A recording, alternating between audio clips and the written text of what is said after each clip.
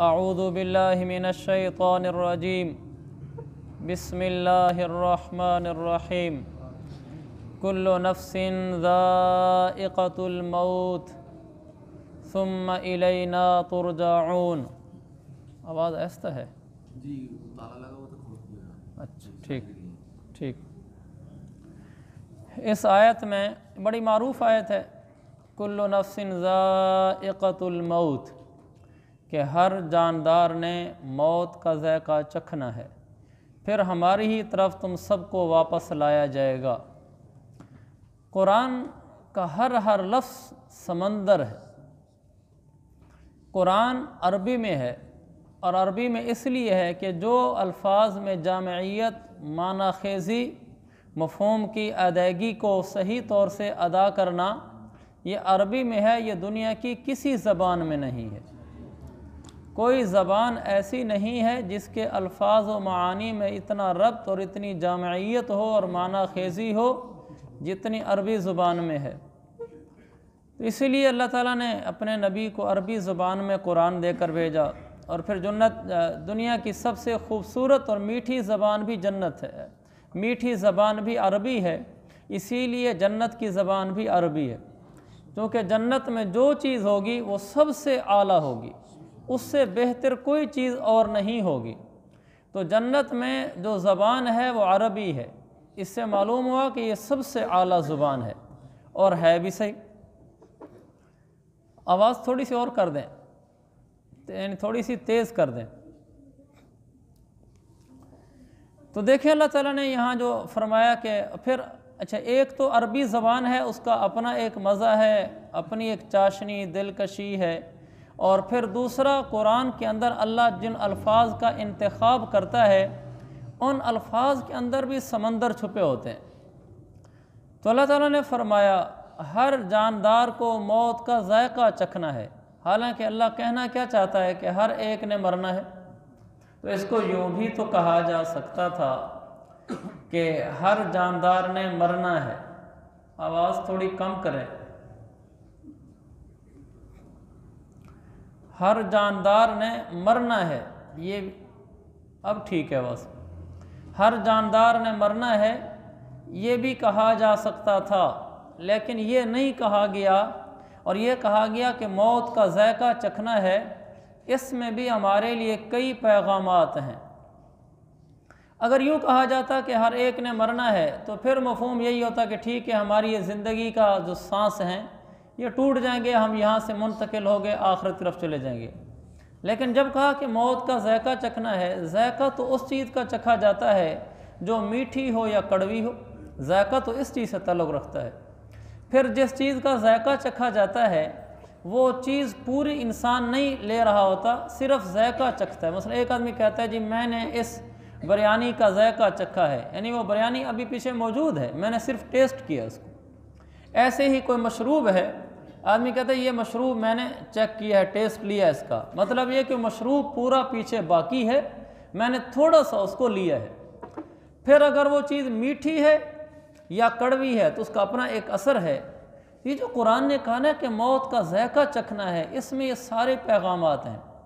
پہلی بات تو یہ کہ اللہ نے فرمایا چکھنا ہے۔ چکھنے کا میں نے عرض کیا کہ چکھا تو جاتا ہے میٹھی اور کڑوی چیز کو، تو میٹھی چیز کو آدمی چکھے، وہ چکھنا لگتا تو زبان کی نوک پر ہے، لیکن اس کا اثر پورا جسم لیتا ہے۔ کڑوی چیز لگتی زبان کو ہے، لیکن اس کا اثر پورا جسم لیتا ہے، اس لیے کہ کبھی کچھ شدید کڑوی چیز زبان کو لگ جائے تو آدمی کے جسم پر ایک دفعہ جھرجھری طاری ہو جاتی ہے، اس کے بازو بھی حرکت کرتے ہیں، کمر بھی حرکت کرتی ہے، پورا جسم حرکت کرتا ہے، حالانکہ اس کی تو زبان کو لگا ہے، پورا جسم حرکت میں کیوں آیا ہے؟ یہ چکھنے کی تاثیر ہے کہ وہ زبان کو لگنے کے بعد پورے جسم پر اثر انداز ہوتا ہے۔ ایسے ہی جب آدمی میٹھی چیز کوئی لیتا ہے، اس کو چکھتا ہے، تو آدمی کے پورے جسم پہ ایک بشاشت سی محسوس ہوتی ہے۔ اللہ نے موت کے بارے میں بھی چکھنے کا لفظ استعمال فرمایا۔ یہ میرے عزیز بھائیوں، میں کوئی لفاظی کی بات نہیں کر رہا کہ اس کے اندر سے کوئی باریک نکات آپ کے سامنے کھول کر عجیب چیزیں بتا رہا ہوں، نہیں، ہم قرآن کے ذریعے سے اپنی زندگی سیکھ رہے ہیں۔ یہ آیت مجھے اور آپ کو کوئی پیغام دے رہی ہے، ہمارے اوپر اثر ڈالے یہ مفہوم چکھنے والا۔ لہٰذا موت بھی معلوم ہوا کوئی کڑوی اور میٹھی چیز ہوگی کہ جس کو چکھا جائے گا۔ چنانچہ جس انسان کے اعمال نیک ہوں تو وہ موت کو چکھتا ہے، یعنی پورے جسم میں وہ راحت محسوس کرتا ہے موت کے وقت میں، اور جس انسان کے اعمال برے ہوں وہ موت کے وقت میں بھی اس کی کڑواہٹ کو چکھ لیتا ہے، پورے جسم پہ اس کا اثر محسوس ہوتا ہے۔ موت کے وقت نیک انسان کو اس کی راحت محسوس ہوتی ہے، برے انسان کو اس کی کڑواہٹ محسوس ہوتی ہے۔ اسی لیے حدیث میں آتا ہے الموت تحفۃ المؤمن، موت ایمان والے کے لیے تحفہ ہے، گفٹ ہے۔ گفٹ تو دیکھتے ہی آدمی خوش ہو جاتا ہے، پورے جسم پہ بہار آ جاتی ہے، اور اپنے لیے سزا سنتے ہی پورے جسم پہ اثر انداز ہوتی ہے وہ سزا۔ اسی طرح جب ایک انسان مرنے لگتا ہے، اگر اس کا ذائقہ اچھا ہو موت کا تو اس کو وہیں سے راحتیں شروع ہو جاتی ہیں، اور اگر اس کا ذائقہ کڑوا ہو تو پورے جسم پہ جھرجھری پڑ جاتی ہے۔ تو اللہ تعالیٰ نے ہمیں بتایا کہ موت کو ایسے نہ سمجھنا کہ بس ایک سانس تھا جو چل رہا تھا وہ ٹوٹ گیا ہے، کہانی زندگی کی ختم ہو گئی، یہ نہیں ہے، بلکہ وہ کسی چیز کو چکھنا ہے جو آپ کی زندگی پر اثر انداز ہوگا، آپ کے جسم پر اثر انداز ہوگا۔ لہذا یہ تصور میں اور آپ قائم رکھیں کہ مرنے کا مطلب مٹھاس یا کڑواہٹ کو چکھنا ہے، مرنے کا مطلب پورے جسم کا راحت پانا ہے یا پورے جسم کا تکلیف میں مبتلا ہونا ہے، اور یہ ایک حقیقت ہے۔ یہ پہلی بات ہوئی کہ موت ہمارے پورے جسم پر اثر انداز ہوگی۔ یہی وجہ ہم دیکھتے ہیں حضرت بلال رضی اللہ عنہ کی جب موت کا وقت آیا تو ان کی بیوی رونے لگی اور وہ نعرے مارنے لگے، وَحَبَّذَا وَحَبَّذَا غَدًا نَلْقَى مُحَمَّدًا وَحِزْبًا۔ بیوی رو رہی ہے اور وہ کہہ رہے ہیں واہ واہ، کل حضور صلی اللہ علیہ وسلم سے ملاقات ہوگی، صحابہ سے ملاقات ہوگی، واہ واہ واہ واہ۔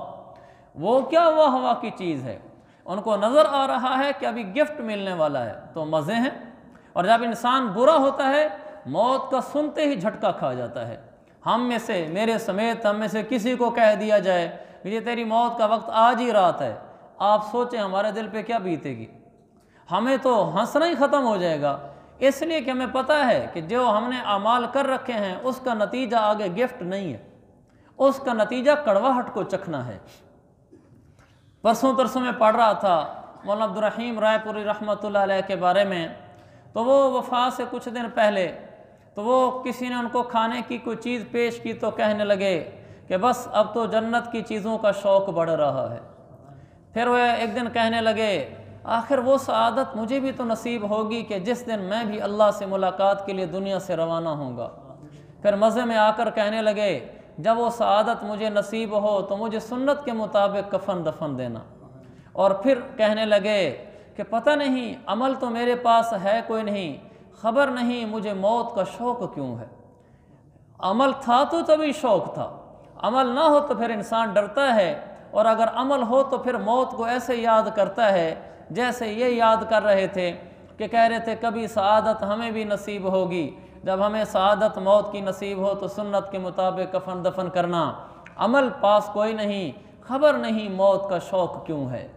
تو میرے عزیز بھائیو، ہم موت سے کتراتے ہیں، دراصل ہمیں کڑواہٹ اس کی محسوس ہو رہی ہے، اور جب انسان کو لگتی ہے کڑواہٹ پھر دنیا جہان اس کا تصور نہیں کر سکتی۔ تو یہ پہلی چیز ہے جو میں نے اور آپ نے سیکھی ہے، موت سانس کے ٹوٹنے کا نام نہیں، موت کسی میٹھی یا کڑوی چیز کو چکھنے کا نام ہے جو پورے جسم پر اثر انداز ہوتی ہے۔ دوسری چیز، جس چیز کو چکھا جاتا ہے وہ چیز مقدار میں پیچھے زیادہ ہوتی ہے، اور وہ چیز چکھی ہوئی وہ تھوڑی مقدار میں ہوتی ہے۔ کڑواہٹ چکھی ہے تو بڑی مقدار میں پیچھے موجود ہے، میٹھی چیز چکھی ہے تو پیچھے بڑی مقدار میں موجود ہے۔ موت کے وقت فیصلے ہو جاتے ہیں کہ کڑواہٹ والی موت ہے تو جو تو نے چکھا ہے یہ بہت قلیل سا ہے، اس سے کہیں زیادہ پیچھے موجود ہے جس کی طرف تو منتقل ہونے لگا ہے۔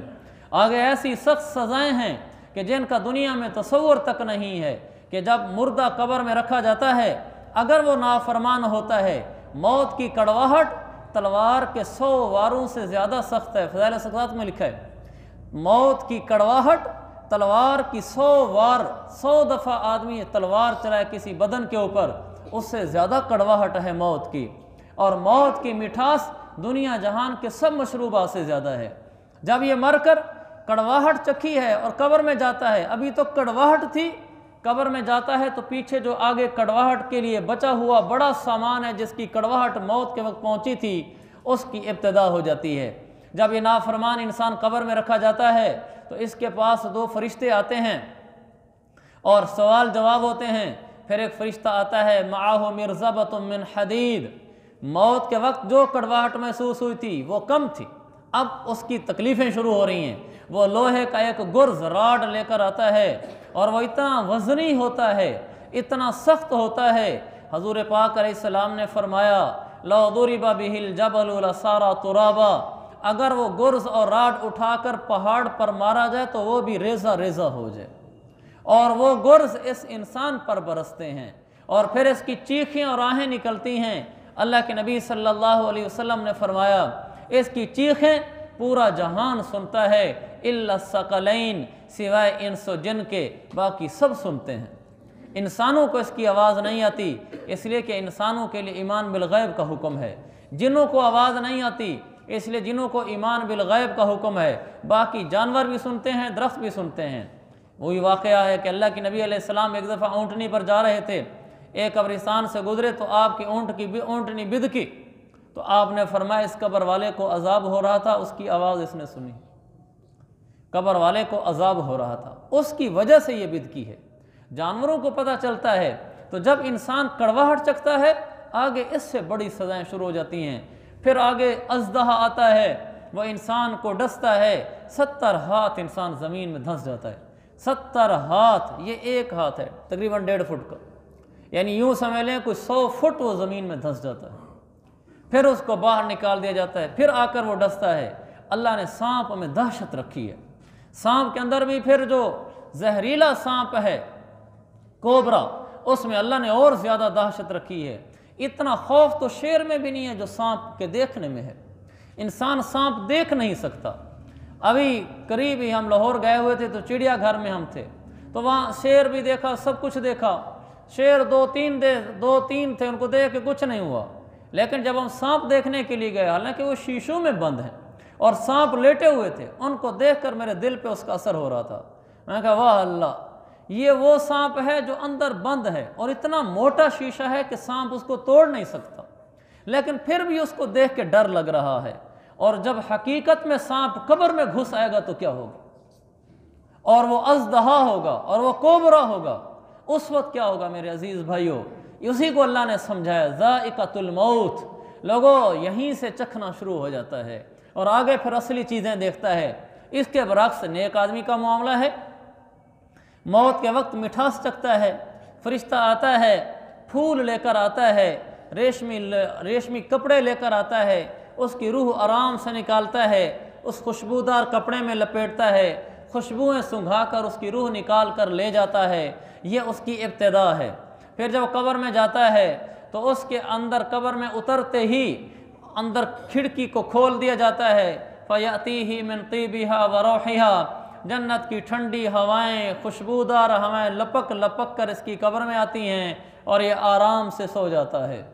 یہاں اس نے صرف مٹھاس چکھی تھی، آگے بادشاہت شروع ہو چکی ہے کہ اس کو سیج لگا دیا جاتا ہے، یہ پھولوں کے بستروں پہ سو جاتا ہے، جنت کا بستر لگا دیا جاتا ہے۔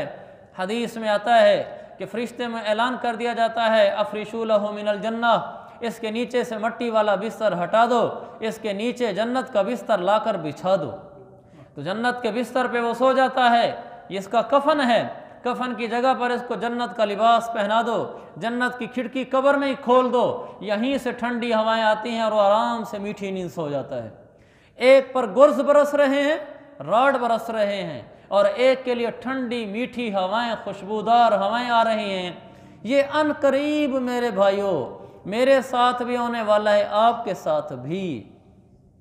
جب یہ عبدالقادر بھی قبر میں اترے گا، یا فرشتہ گرز لے کر آئے گا، یا پھر قبر کے اندر جنت کی کھڑکی کھلے گی، ان دونوں میں سے ایک تو ضرور ہوگا۔ اور موت کوئی دور نہیں ہے۔ کل تک ادریس میں ہمارے ساتھ رہتے تھے، آج نہیں ہے۔ مولانا شوکت صاحب یہاں رہتے تھے، آج نہیں ہیں۔ ہمارے کتنے رشتہ دار احباب تھے جو پچھلے سال ہمارے ساتھ تھے، اب نہیں ہیں۔ تو کیا وعید ہے کہ اگلے سال ہم بھی نہ ہوں؟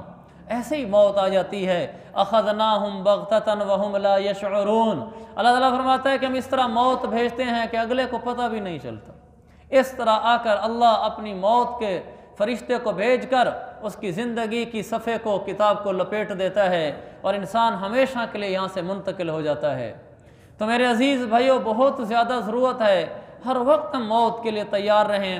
موت سانس کے ٹوٹنے کا نام نہیں ہے، موت دنیا کا گھر چھوڑنے کا نام نہیں ہے، موت ذائقۃ الموت، موت کڑواہٹ یا مٹھاس چکھنے کا نام ہے، جس کے بعد پھر یا بہت بڑی کڑواہٹیں ہیں یا بہت بڑی مٹھاسیں ہیں۔ تو اللہ مجھے بھی عمل کی توفیق عطا فرمائے، آپ حضرات کو بھی توفیق عطا فرمائے۔